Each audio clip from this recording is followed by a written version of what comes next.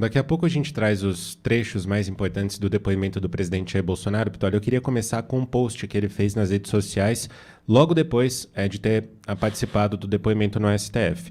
O ex-presidente Jair Bolsonaro afirmou estar confiante de que será o próximo presidente da República, isso depois de prestar esse depoimento à primeira turma do STF, lembrando que ele é investigado por tentativa de golpe de Estado após as eleições de 2022, que elegeram Luiz Inácio Lula da Silva. Bolsonaro, como você está vendo aí na tela, fez um texto até um pouco longo, escreveu o seguinte, abre aspas, hoje coloquei um ponto final em duas narrativas absurdas que nunca deveriam ter existido. A primeira é essa farsa chamada Minuta do Golpe. Nunca discuti qualquer documento com teor golpista. Também nunca participei nem autorizei qualquer conversa sobre prisão de autoridades. Isso simplesmente não existiu. É uma mentira sem fundamentos inventada para justificar uma perseguição política contra mim e contra aqueles que me apoiam. A segunda é uma injustiça contra um homem inocente. Felipe Martins era meu assessor internacional, um jovem inteligente, leal, discreto e extremamente dedicado. Não é jurista. Nunca exerceu função ligada à área militar e cuidava exclusivamente de assuntos externos e da relação com embaixadores e outras autoridades estrangeiras.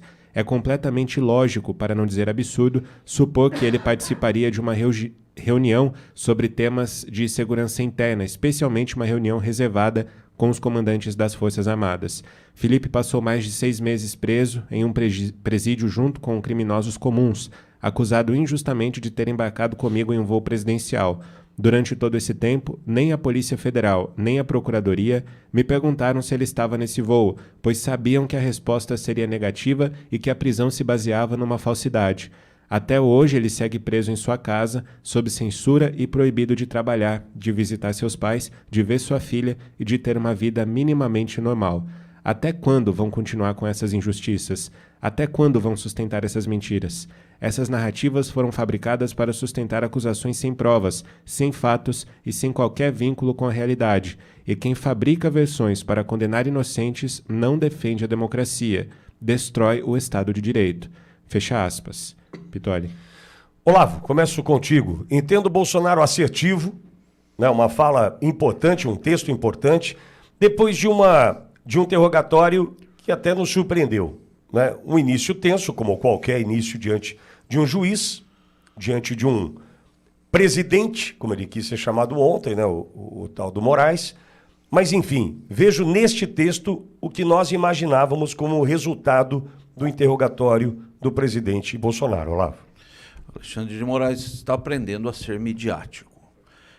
Então, lembramos nos interrogatórios das testemunhas, uma rigidez, uma grosseria. Existe uma regra nos códigos de processo que as partes têm que ser tratadas com urbanidade. Essa é a palavra, urbanidade. Com gentileza, com educação, esse é o ponto, com respeito. Então, Moraes nota que seu primeiro tratamento, primeira forma de agir, era rude demais. Talvez alertado agora por um personal que o ajude nesse segmento. Muda o tom, tenta manter uma leveza maior, procurando ser mais aceito pela sociedade diante de sua tamanha rejeição. Fala de Bolsonaro, foi excelente, excelente.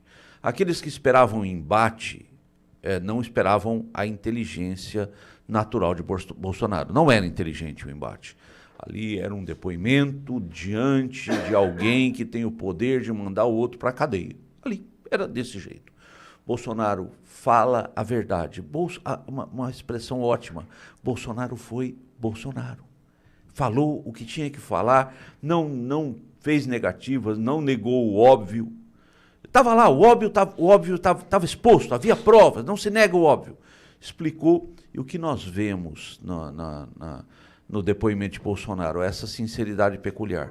Um outro ponto importante é enxergar o depoimento de Bolsonaro na ótica do depoimento do Coronel Cid. Coronel Cid foi o depoimento do gaguejar, da incerteza, do não lembro, não sei, isso não foi bem assim, ou foi assim, não foi, não, enfim, não tenho elementos. A trama, ela se desmorona, ela se implode, e ela se implode, Pitoli, dentro dos seus próprios valores. Bolsonaro foi perfeito em sua fala, foi verdadeiro. Silvio, quero te ouvir também sobre a participação do presidente Bolsonaro nesse interrogatório. Silvio. Olha, Pitoli, eu concordo com o doutor Olavo. Eu acho que a participação dele teve também uma leveza, até fez uma brincadeira ali com o ministro Alexandre de Moraes, se ele queria ser vice, que seria candidato em 2026.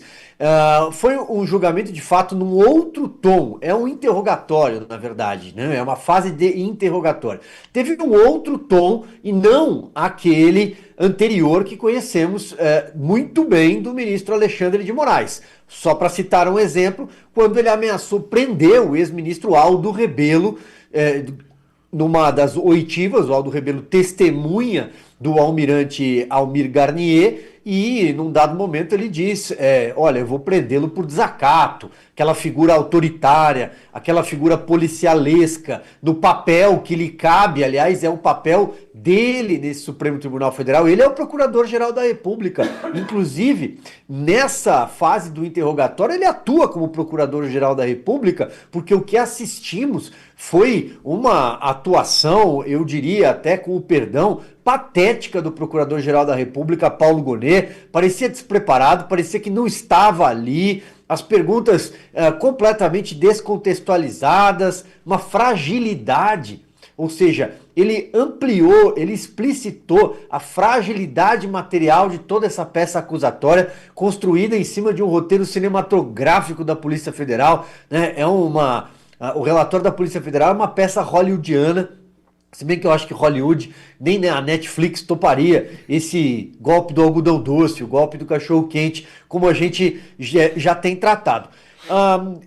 Essa fala do presidente Jair Bolsonaro no X também tem um tom de, olha, é o último ato. Tudo que ele poderia falar e fazer, ele fez, até esta fase do interrogatório. A partir de agora, o que provavelmente nós vamos assistir é um vexame jurídico, que será a construção desses votos sem que nada tenha passado pelo teste de veracidade, sem que as evidências não tenham sido comprovadas. Como lembrou o doutor Olavo, tudo em cima de um único pilar, a delação do Mauro Cid, assustadíssimo, não lembrava datas, nomes, lugares, ele, salvo engano, não sei, não me lembro, é muito frágil. Então, nós vamos assistir, a partir de agora, um julgamento, votos políticos, um tribunal que atuará como um tribunal político, um tribunal de exceção, um partido político.